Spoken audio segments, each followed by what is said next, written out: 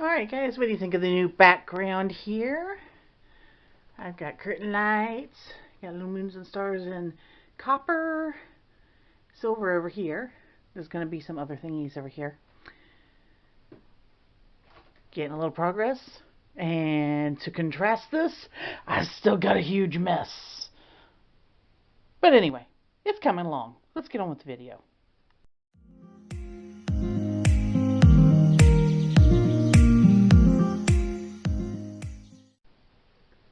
Hi everybody, Kitsune Haru here, and welcome to my channel.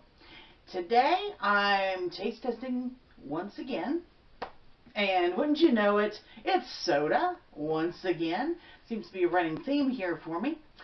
But when they keep putting out so many things out there to give me a chance to try, well, that's who I'm going to end up trying. I run across other things once in a while, and when I do, I will get into them.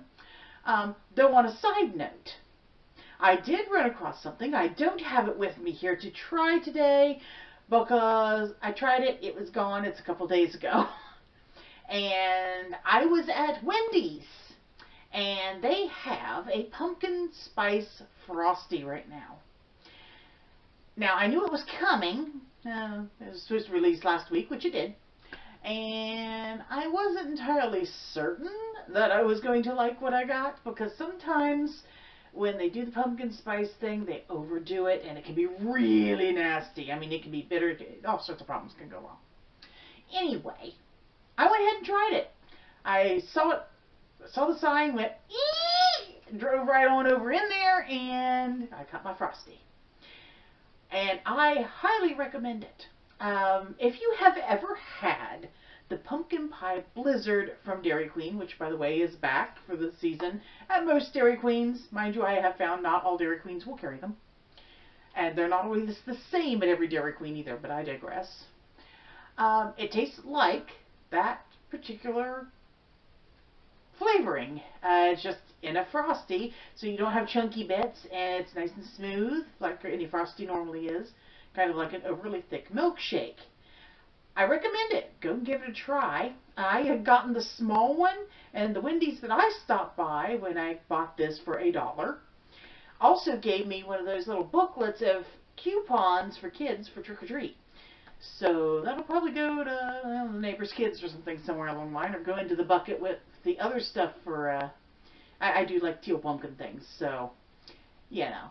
Make sure that every kid gets to have fun on Halloween. Which, by the way, I'm going to address something on that. As a side note, again, a side note to my side note. I've seen some people complaining about the teal pumpkin, and I think they're confused. They're going around telling everybody, well, you give this kid this teal pumpkin to carry, and that tells people not to give them things. That's backward. The child doesn't carry the, well, they can, but the teal pumpkin's supposed to be put out by the person who is giving away the treats, so that the parents of these children know there are treats for them too. Yeah, so you've got a kid with an allergy, or they're diabetic, or some reason or other they can't have the regular candies that everybody else does. You have alternatives so they can have trick-or-treat too, which is something I do. The last house we were at, we hardly ever had a single trick-or-treater. I think 2 times in 15 years. But I always kept something just in case. And if they didn't come, well, we got the candy, and the trinkets and fun things could be put away and reused the next year because they don't expire. So I have little toys and trinkets and whatever, and, you know, kids can all have fun. I'll see this year, I'm right in the middle of a neighborhood, so very likely there will be trick-or-treaters. So I'll be ready, I hope. Don't know how many I'm going to get. Anyway, backing up on all of that, you now have your pumpkin spice Frosty out there. The pumpkin pie blizzard is available. There's pumpkin spice everything. Have a ball. I know I am. But moving on to the things I do have here today. And the one of them you should be expecting if you've seen my previous videos and been keeping up with the flavors. And that would be this year's Mountain Dew Voodoo is out. Here's what the labeling looks like this year. pink and blue, kind of funky. This one, and it does, they're dating them now, so it does say 2023 right up on there. It is Voodoo number 5. They've started numbering it for that too. So there have been 5 flavors of these come out. Past couple of years, we kind of sort of sorted it out. I don't know if there's an official something or other out there. I've never looked. Maybe there is. There's something out there that tells you what the flavors are. Go find out. But for this year, here is this one. Per usual, it has no color. It's just the frosty white. I'm not going to lie. I did try some already. But every time I'm tasting, I'm getting it from different places that are distributed from different distributors. And they're tasting a little different each time. So, it may be the temperature. It may be the carbonation level. I don't know. But I'm trying to figure this one out.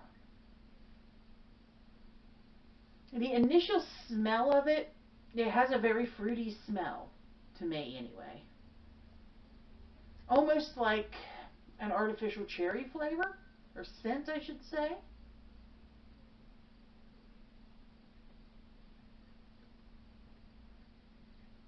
When I taste it, it tastes like a fruit, but it's that very artificial fruit flavor.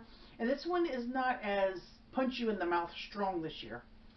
It's not really sour. It does have a little tang, but not much. I'm kind of leaning, and I don't know if anybody else remembers these. Remember when they had the little plastic fruits, and inside they had the powdered candy? And Lick-O-Made is like that too. It's that kind of powder stuff. It tastes like that to me. Maybe it's a pixie stick. That might be it. It might be pixie sticks. It just doesn't have that sour punch to it that you would get at the end from the pixie stick. Either way, it's pretty interesting flavor.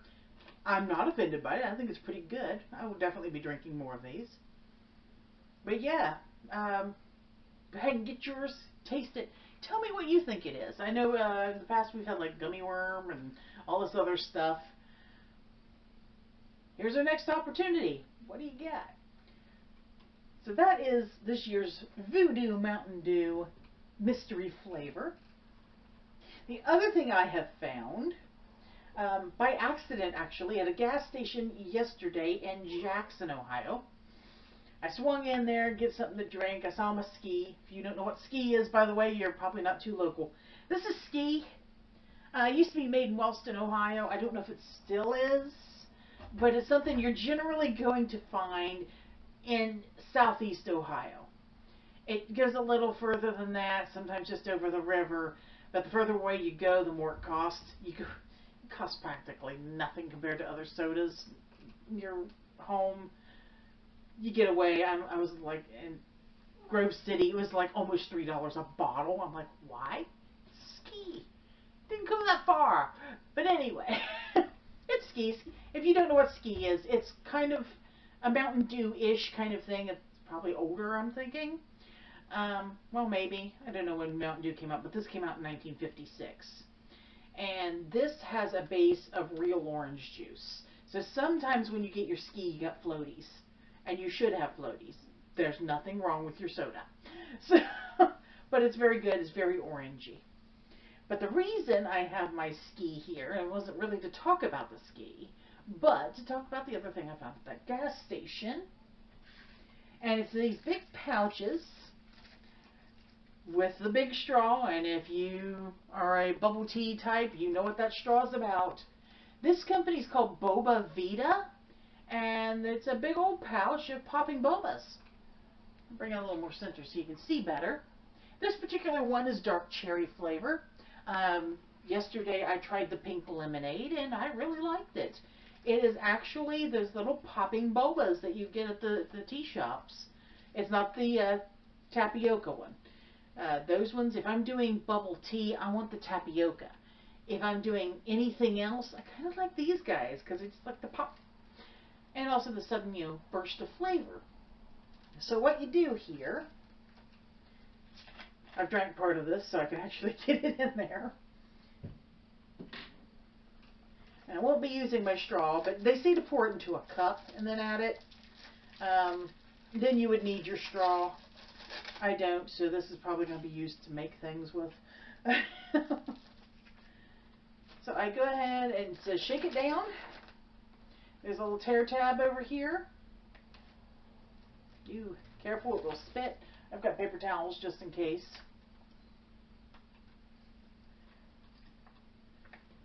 This is a little hard to pour, so be careful when you're doing it, especially if you're pouring into a bottle.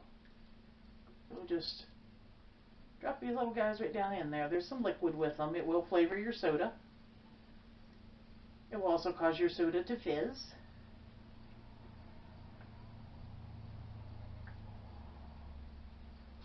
Shake a few of them loose here.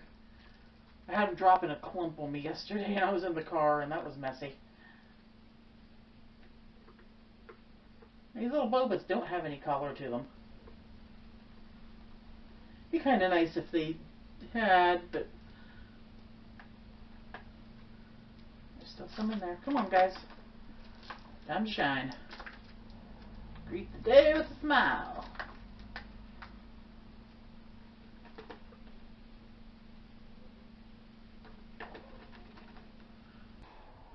So maybe I will use my straw, because I got a couple of them stuck down in there. Come on, guys. Into the cup, where you belong.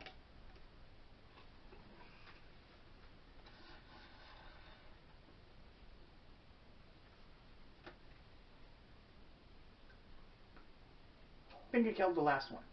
Anyway, won't be using that for a craft after all. So, this one is a dark cherry. And from the one I just tasted, it tastes like a maraschino cherry, really. And I don't know if you can see them. Yeah, you can see them in the camera. There's all down there floating in your soda. Just like any other popping bubbles, it's got to float around in there. You can, well, I wouldn't shake it if you put it in soda, but you can shake it up if you have something that's not carbonated, and get them floating again so you can drink them. There are a couple that will float to the top. I don't recommend giving these to small children. It is a choking hazard. Yes, these do pop. However, the outer gelatin skin of them will stick. So young children, people who have trouble with chewing and swallowing, maybe should not do these. Okay, it's just probably not safe. But otherwise, I highly recommend giving them a try, especially if you like popping bobas and anything else. You can just add it to whatever drink you want to put it in. I imagine if you put this into water, it'd be like using those flavor drops. Might be worth trying if you want to do that. It may turn sour, I don't know, but it could be good. So anyway, guys, that is what I had to say for the day about Bobavida's Popping Bobas and this year's Mountain Dew Voodoo. Go on out, give yourself a try. Maybe one day I'll get sponsored by some of these people. I don't know. That'd be nice. In the meantime, guys, feel free to like, share, and subscribe, and hit the notification bell, because remember, I'm still a little off my schedule right now while I try to get things put together. And check out my other channel. That would be Doll Yokai. I am working on the next video. Little did I know how much footage I had taken or how badly corrupted it would get sitting there waiting on me.